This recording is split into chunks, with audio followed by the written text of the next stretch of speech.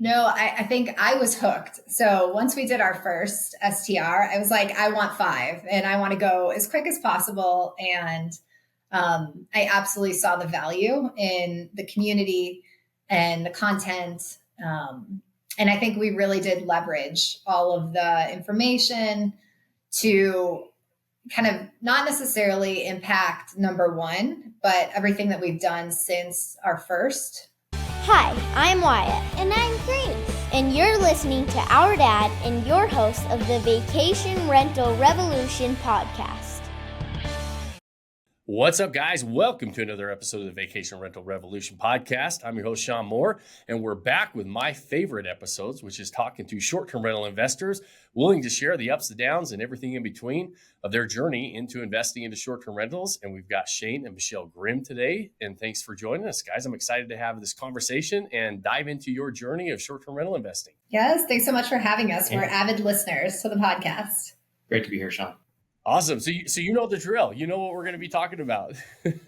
So it's awesome. Last time I saw you, it was on your birthday, Michelle. You guys were visiting us in Utah for our 1% Club meeting, right? Yes, that's right. A month ago or so. Not too long ago. About a month ago, we got to get together with all of our 1% Club members, and you guys are part of that, which is fun. And operating at the top of the market, getting together, talking about what's working, what's not. And so we'll share some of those things today on the podcast as well. So you guys know, as being listeners, and those of you that are listening, you know the drill. And I always love to start with the backstory. I always think that there's lessons learned throughout the entire journey, but a lot of times it starts with that backstory of why we got involved in short-term rentals. What pays the bills? What do we do for a living? What got us involved in real estate investing in general, and then short-term rentals? And so let's start there. Let's start with where you're from, what pays the bills, and what got us interested in this in the first place. Sure, that sounds good. So I'll start. Right now, we're based in Greenville, South Carolina, and we both are in corporate America. So I'm in marketing and Shane is in purchasing. And we've been here for about 7 years. Prior to that, we were in Indiana. And I would say what got us interested is really, I grew up with my family in real estate. So my dad was a real estate agent. I grew up going to open houses. My stepdad also is in commercial real estate. Both my grandpas were in real estate. So I just love it. I love real estate. And that's kind of what drew me in initially. But I would say really short-term rentals.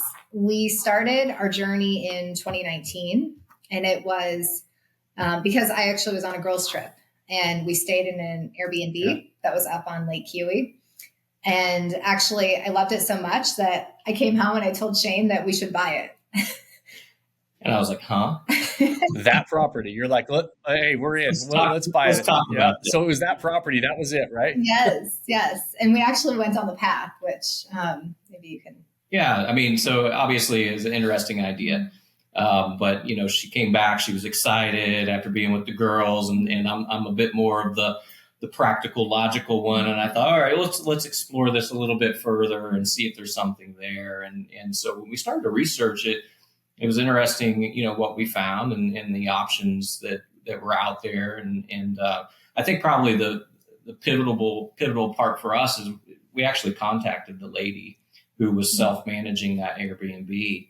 And she was nice enough to invite us to her home and tell us all about her experience, right? And how she was doing, and shared some numbers with us. And I think that was probably what hooked us. Mm-hmm. Yes. And shortly thereafter, we called her again and said, well, hey, would you want to sell us your home? And so she talked with her husband, and maybe a week later, she called us up and said, yeah, we'd actually be interested in doing that if you wanted to move forward. And so that was kind of how the journey started. Yes. And that was property number one then?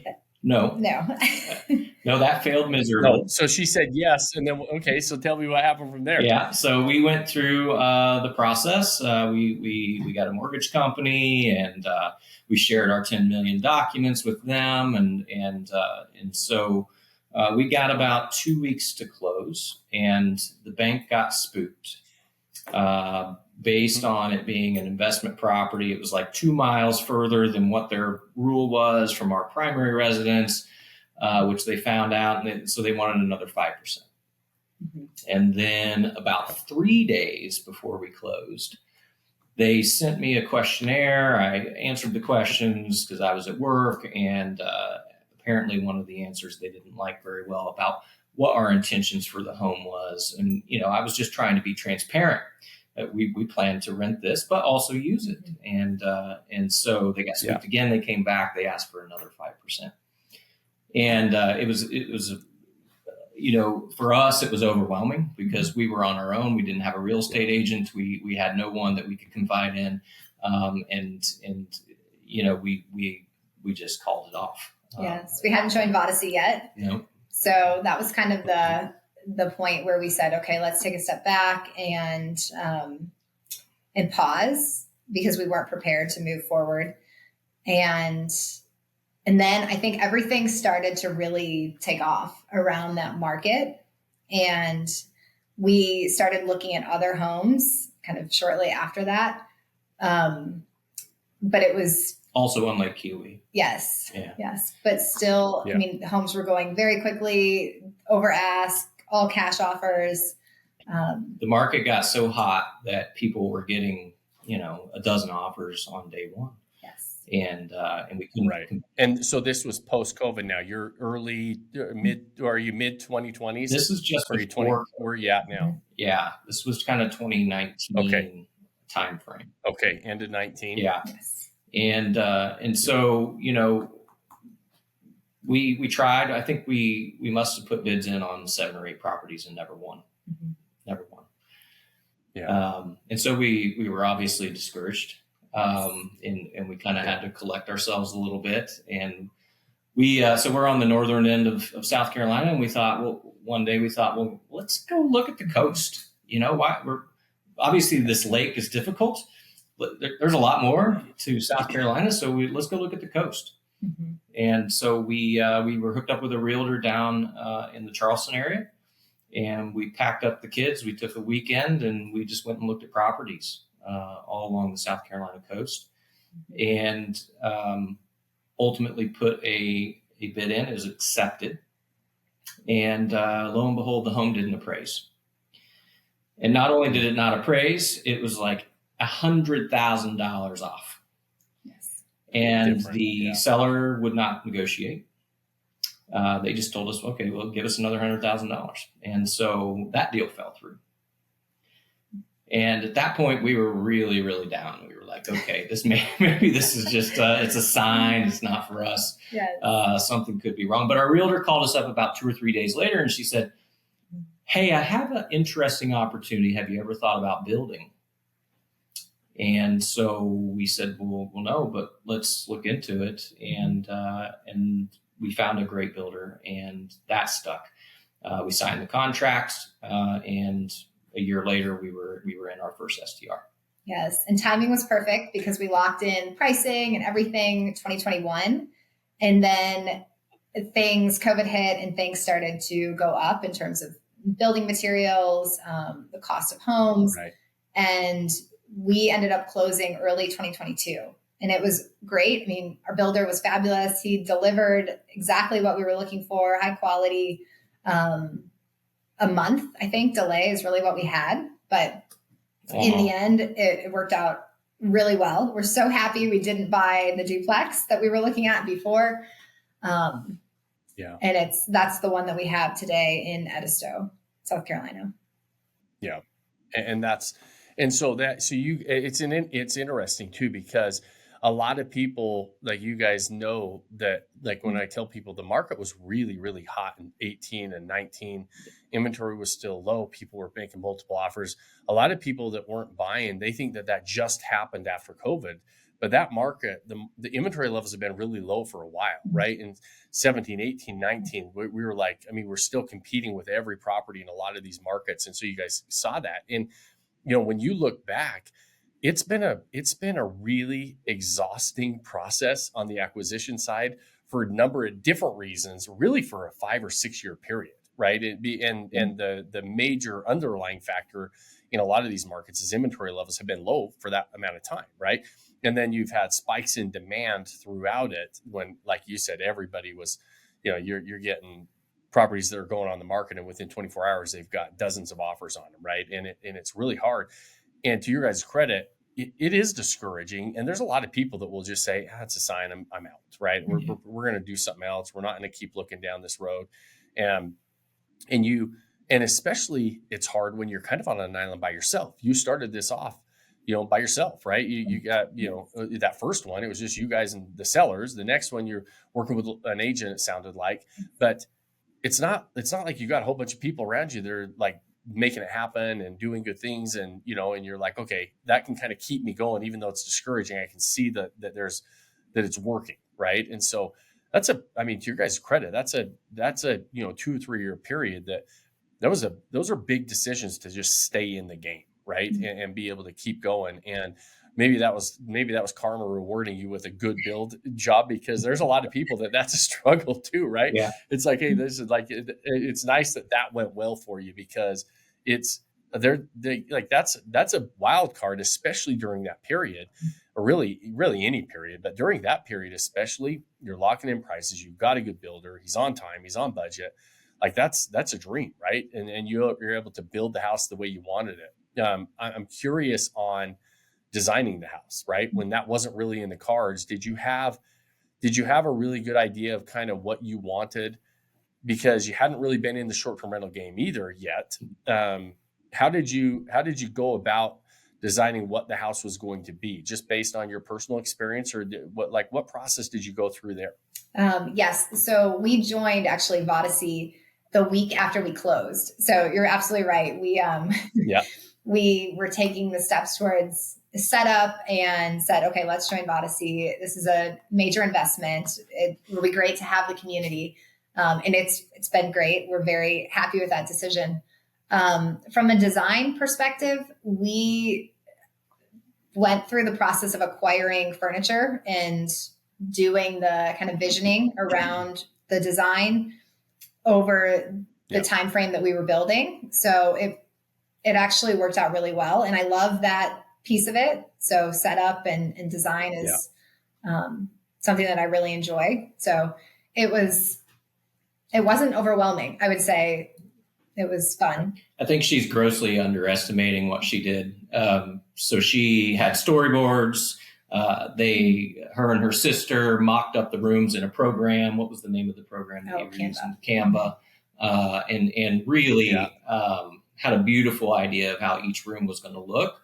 And then, my job was to, make it happen, right? To hang all the stuff. And we had some storage that we used and accumulated the items. It was nice because we had, the entire time the home was being built, to kind of accumulate those items. And then we just moved in and we were kind of listening to your school while we were setting everything up and learning what we could to try to prepare to get the property live. Yes. It's true. Right. And you guys listening, I always post. Sorry, go ahead. Yeah. And I was just going to say, the people listening, I always post the property so they can see, because I do think you're underestimating the skill set behind it. And sometimes you just naturally have that, right? Because it looks like it's professionally designed, and and that's why I asked it. Where you go and put that together, super congruent. Beautiful design, just a great feel, like a kind of that luxury beach feel. How did you, when you were designing the actual layout of the house, did the builder come with options, or did you guys have to start from that with scratch, like as far as bedrooms, bathroom count, where it's located, or did you have pretty good options to choose from there? One thing that was really nice about the builder is he came with the preset kind of layout design. We had some ability to make some tweaks and changes, but for the most part, he had it figured out. All the building materials were not options that we had to pick. We had to pick colors. Right. We had to pick tile. We had to pick, the countertop, stuff like that. So it made it to where it was less overwhelming for us, and really focused on the choices that were design elements for the most part. And so that part was not too difficult. But we also set it up for and it does make it easy. That was the key thing that we wanted. Sorry, Michelle, go ahead. Oh, sorry. We wanted to set it up for our family. I think that was also a key point because we knew it really was intended to be used for families. That was our target audience. And so we set it up with bunk rooms and 2 masters. So the intent is that families can travel together. And that's really who we've targeted through our marketing and yeah. So 2 families. And that's why when I look at it, I always ask the question because and it's always interesting because you're navigating this on your own at this stage, right? Mm-hmm. All these decisions are really kind of on your own, doing some internet research, I'm sure, trying to find out what you can about the market, but you really haven't been in the market yet, right? You're outside of being a user, right? And being, visiting these and say, hey, I'd like to do this.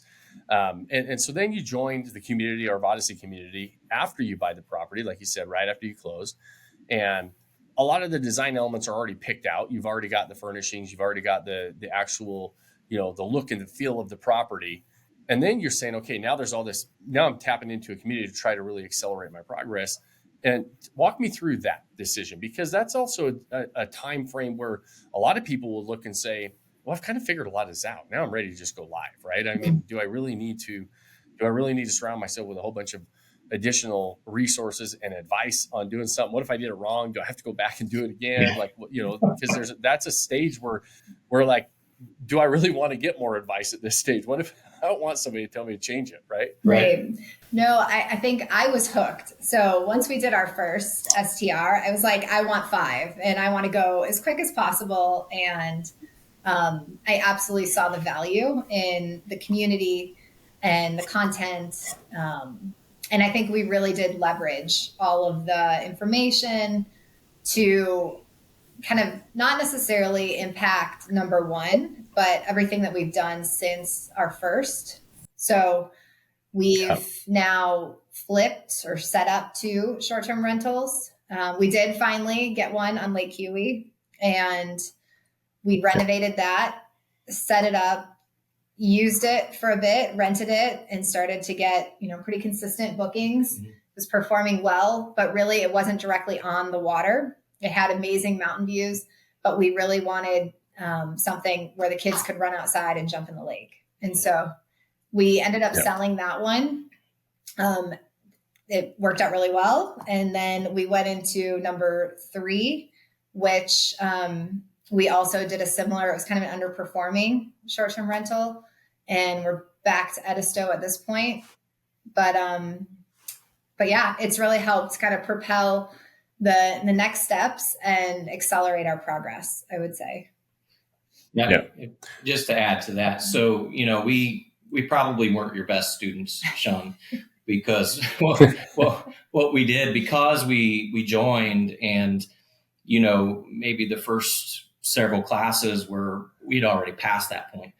And so we just focused on, all right, well, let's skip ahead and let's focus on, those classes that are where we're at in getting this first property set up. And I remember, because I was a little more the one that was dragging their feet about joining, but we took the one course and it said, hey, these are some interview questions for your property manager that you need to be aware of. And of course, we knew none of that. And by the way, you can negotiate rates with them, which we did not even have in our mind. And so we took that advice and we did that, and it was an immediate payback on the investment. That's right. With our first property. Yeah. Because we would have otherwise been paying an additional 3-4% over what we've been paying for the last several years. So, for me, that was like, okay, that's a tangible, immediate payback on investment. Mm-hmm. Now the rest of this is just great. We can use it in the future. And so that's what we did. We skipped ahead. And then when we went to do property 2, we went back to the beginning and kind of rewatched a lot of that. Right. And it's great. Like, that's why we do it in phases, right? There's a lot of people that, and that's why I love having these conversations, because there's so many people that just sit and it's like, okay, what do I do next? What do I do next? Or do I like, Michelle's like, hey, I'm all in. I want 10 properties in the next 2 years, right? She's like, let's go buy more, Shane. Like, just like, let's figure it out, right? And which I love, right? But there's also like little things along the way that you just don't know until you go through them, right? And you don't know, like just little something like that, like just as little as negotiating your rates with your property manager. When you start to add, 3 to 4% or 5% off the rate on a portfolio of 5 or 10 properties, that's a significant amount of money. That's just one little thing that when you start to, until you have been down the road, you just don't know to ask it, or you don't think of asking it, right? We're like, yeah, it's just, I thought it is what it is, and we pay it, and there you go. That's right. You don't know what you don't know. Right. For sure. Yeah. And it's really that, and I know that we've been having conversations about, even partnering on a property and looking at different areas. What are, like, you guys have been kind of focused in on those areas you're familiar with. Now that you're kind of getting in the game, talk to me a little bit about what the future looks like as far as growing the portfolio. Do you like staying regionally? One of the things that is a common question that people ask is, should I stay in one region that I'm familiar with? Should I build a portfolio around this one area, or should I expand and go, in a lot of different areas? What are your guys' plans and thoughts around that? So we're looking at Charleston. We're still looking at Lake Huey. We do like the idea of being able to drive, because we definitely want the properties that are accessible for us, for our friends, for our family. And we love the Carolinas. I mean, beautiful weather. And I think we'll probably stay in the area and see how things evolve. But we've also looked internationally. We are interested in Paris. We've looked at the Virgin Islands. Florida is on our radar. So we're definitely looking at different markets. Again, I really enjoy that part. So it's fun for me. Shane always he's a good sport. I think we're trying to stay core to why we're doing this. And it's really about being able to use and enjoy the property as a lifestyle asset for us and our family. And we still have two young boys. And, travel with two young boys is tricky. And so driving makes the best sense for us now. So I could see things changing over time as, those boys get a little bit older and it's a little bit easier to go and explore other areas.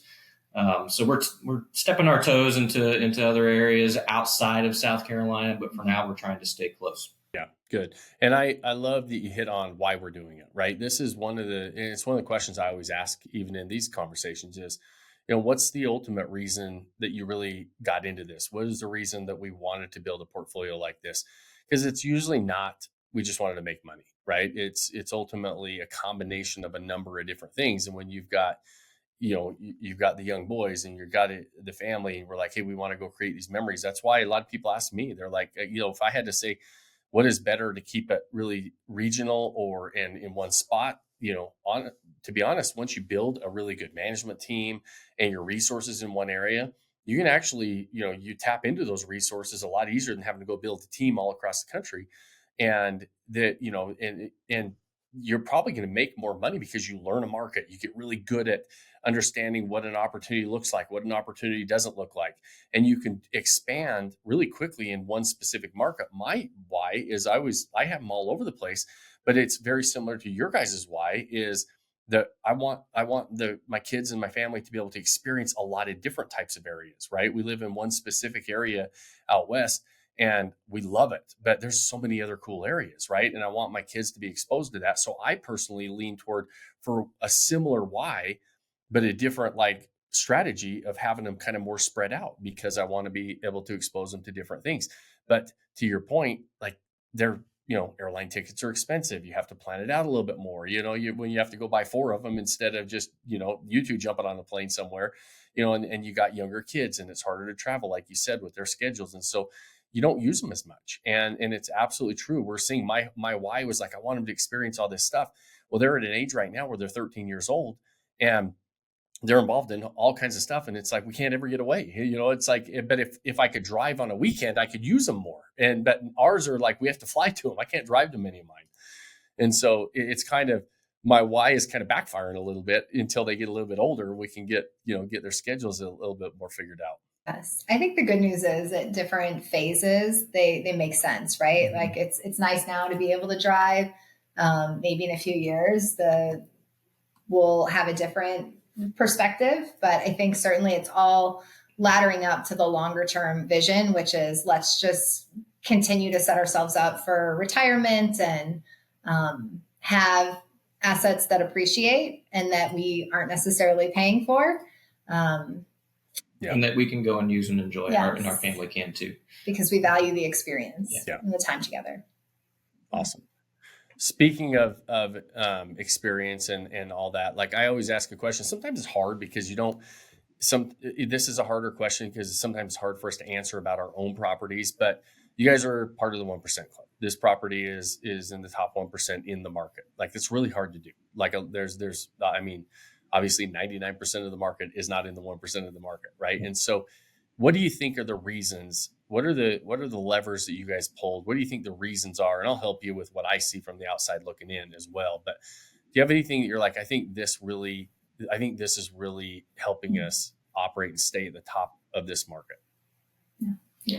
Yeah. I mean, I think there's a few things. One is obviously we were able to build and design the place to kind of attract, right, to yield really great pictures and be a really great space where families can come and enjoy their vacation. I think it helps the property stand out for sure. We added a pool, which when we looked at our market of 650 properties or so, there were only 14 or so that had a pool, a private pool. And so it made sense. To me, it made a whole lot of sense. It was like a niche, right?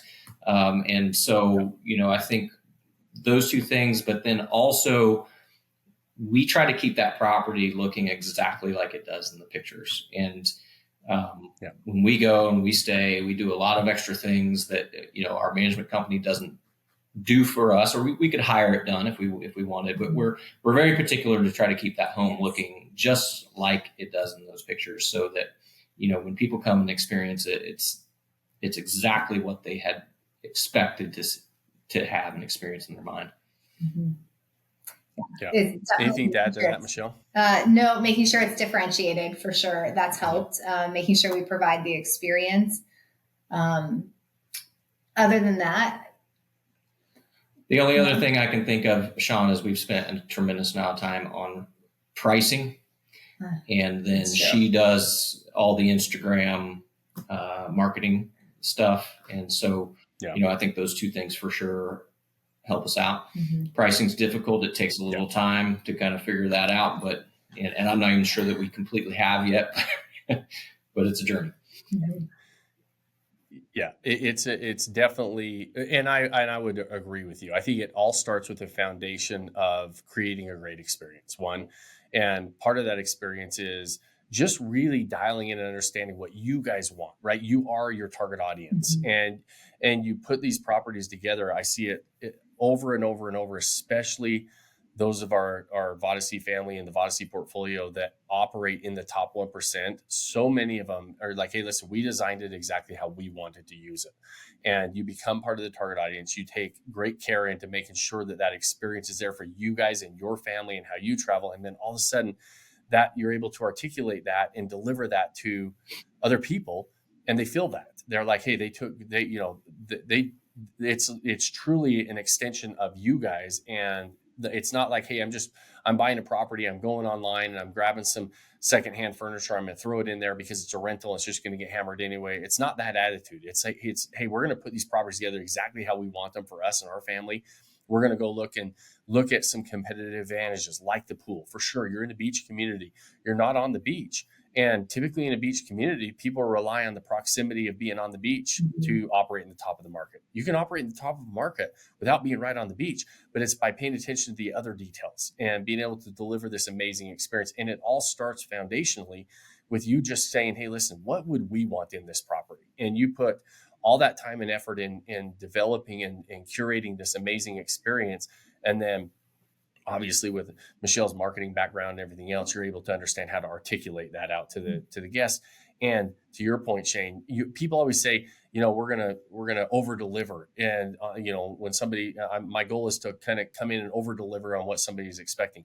You know what the guests love? They just love you to deliver exactly what they're expecting. And when you say they're going to come in and walk into this property and get exactly what they were thinking when they saw those photos, that is a 5-star experience every single time. And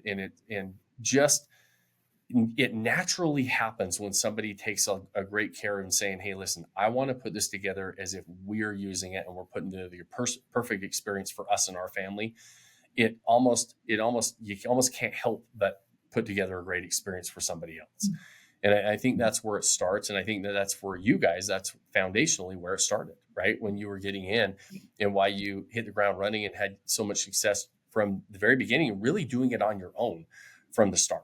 And then starting to, add fuel to the fire and getting more involved and wanting to scale and everything else. But really in this one that came out of the hit the ground running, and you guys, you built it from scratch, you put it together. Michelle, you designed it. Shane, you were able to hang some things on the walls, right? And that was your contribution on design, right? A little bit of all the jack of all trades there, as well as the wallpaper hanger. Right. Yeah. He actually built houses growing up, so he's also.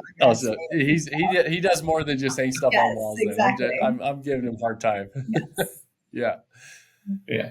No, but I think that and I think that a lot of times people overcomplicate it, right? And on what has to happen. And I always say, just naturally you're going to do a good job if you put it together as if it was going to be your property and you're going to use it. And you want this to be awesome for you and your family. Because people are like, should I spend money here? Should I spend money there? I'm like, would you do it if it was just yours? And if the answer is yes, let's do it. Right. And I think that's kind of the approach you guys took from the very beginning on this one. Yeah, absolutely. I mean, I don't think we had watched the courses yet, but when we had our conversation about the mattresses, we want a really nice mattress to sleep on. I'm sure they do too. And the people in the king beds are the ones paying. So let's make sure they've got really nice mattresses, So, things like that. I mean, we always kind of related back to what we would like. And we have high-end finishes in there because that's what we like. And we feel like, I guess we had some concern in the beginning that maybe the guests wouldn't treat things well, or we would have a lot of things broken. To be honest, we've hardly had any problems. That's true. In any of the three, it's been an amazing. Yeah.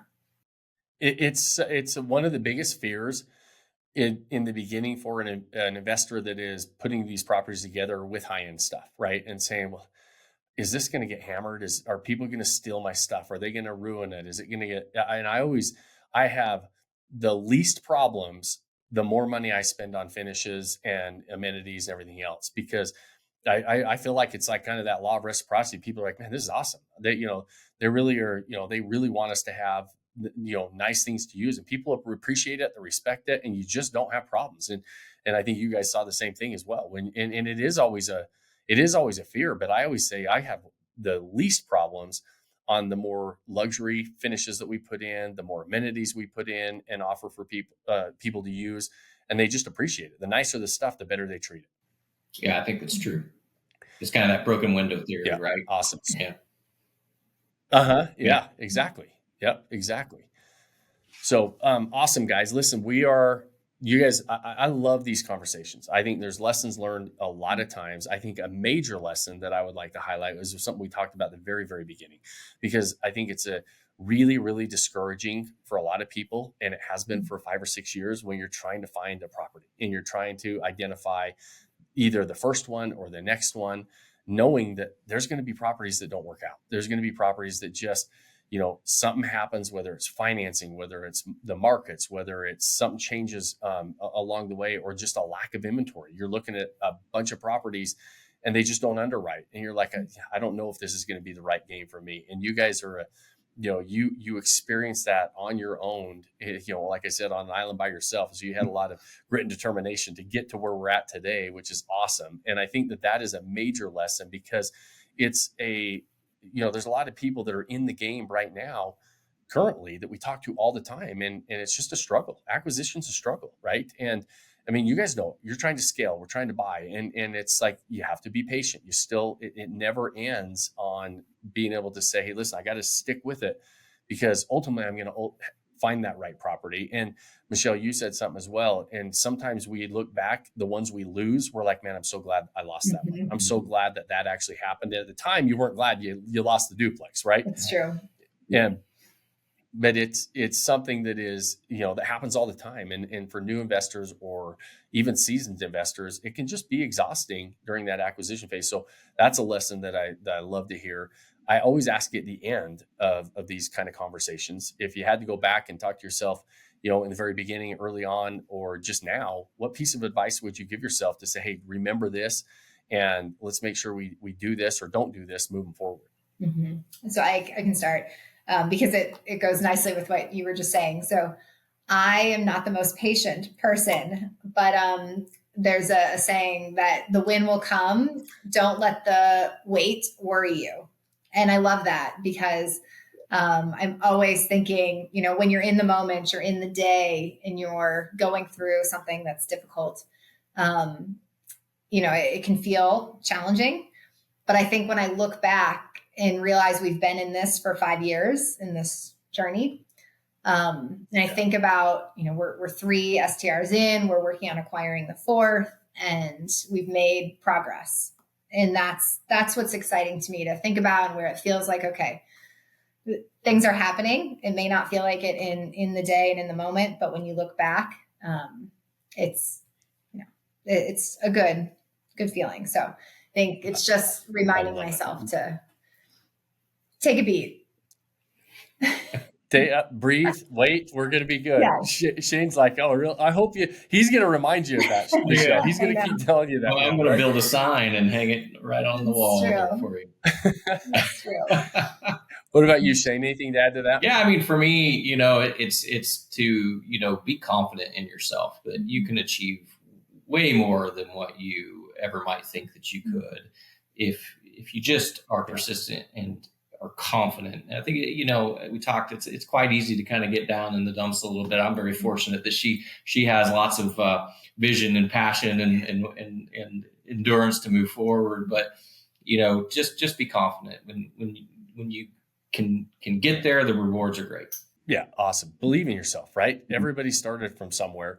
And our starting point is a lot better. It doesn't matter where it's at. There's somebody that has a way worse starting point than us, and they're still moving forward, right? And so just be confident that you can make it happen. I love both of those pieces of advice and couldn't agree more. And, I always, to that point of saying, hey, listen, sometimes we feel like today it's like, man, I don't feel like I've done anything. I don't feel like I feel like I'm behind the 8 ball. I need to move forward faster. And we look back, and I always try to remind myself that kind of a similar version of that, saying, a year ago or 5 years ago, I would have died to be in the place I'm in right now. Right. It was, I'd love to be in the spot I'm in right now. But when you're in it, you're like, I feel like there's so much more to do. Right. Mm-hmm. And so, but that's growth. That's, like you said, Michelle, it's progress, right? We're moving. And you have to sometimes remind yourself, if I look back 5 years ago to where I was, I would have loved to have been in this spot. And that's the case most of the time. And so it's always a good reminder. And so you guys, these are really fun conversations for me. I love these types of conversations. I so appreciate you guys joining us and allowing other people to listen to these conversations. Because for me, it's a way for us to catch up, talk, and just kind of go back and forth on some of these different topics that are so interesting and for me personally, but I know so many other people love these conversations as well. So I appreciate you guys, both of you, for joining us and allowing other people to be kind of listen in on this conversation for us. And so thanks for joining me today. You guys, it's been awesome. Thank you for having us, Shawn. Yes, we are happy to help others in the group, and happy to have people reach out. So thank you so much again. Awesome. You are very welcome. And you guys that are listening, you know how much we appreciate you as well, and how much your time is, we know how valuable it is, and you're willing to spend it with us. We appreciate it. Our goal is to help people walk into this game with their eyes wide open and be a part of these type of conversations. The only way that this show grows, we don't run any ads on it. So if you guys share it, that really helps us. If you like it, or review it, if you have more than 30 seconds on whatever platform you're watching or listening on, again, those things are very much appreciated. Help the show grow and help it get in front of other people that are wanting to have conversations in the short-term rental game. And then the final, most important thing that I ask you at the end of every episode is go pick that one thing you can do today, start building that life you don't want to take a vacation from. Cheers, my friends. Thanks for joining us on this episode of the Vacation Rental Revolution podcast. Share this with other people you think need to hear about it. And don't forget to subscribe and leave us a review. Hey Grace, is there a website? Yes! For more amazing content and expert advice, visit Vodacy.com. Thanks for listening, and we'll see you on the next episode.